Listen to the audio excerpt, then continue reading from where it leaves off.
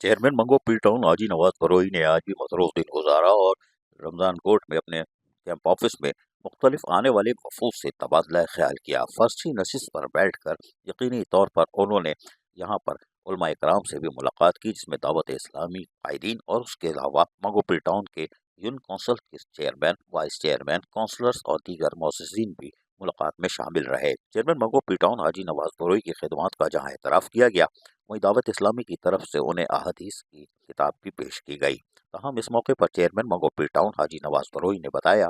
कि वो मिशावरत का अमल जारी रखते हैं और यही वजह है कि आज भी अवामी खिदमत के कामों को तसलसल से जारी रखा हुआ है और उनकी कोशिश है कि मिशावरत के अमल के जरिए ही काम किया जाए, चाहे उसमें उलमा इकराम हो या फिर NGOs हों, सबके साथ मिलकर और लोगों को एक बेहतर साफ सुथरा माहौल फराहम किया जाए। इसीलिए हम मिलजुल कर और कोशिश करते हैं कि उनकी मिशावरत के जरिए ही आवाम को बल्दियाती सहूलतों की फराहमी को यकीनी बनाया जाए और यही वजह है कि वो खुद गली महलों शाहराहों पर मौजूद रहते हैं। इस मौके पर मुख्तलिफ आने वाले वफूद ने चेयरमैन हाजी नवाज बरोई की खिदमत का एतराफ़ किया और कहा कि जिस तरह मंगो पी टाउन से एहसास महरूमी का खात्मा और पसमानदगी का खात्मा वो कर रहे हैं, इससे जल्द ही मंगो पी टाउन कराची में नुमाया मुकाम हासिल कर लेगा। अजीज़ आरिफ, KBS बल्दियाती न्यूज़ कराची।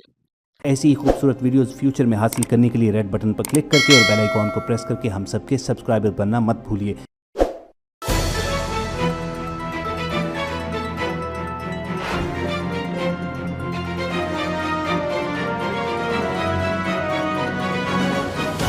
KBS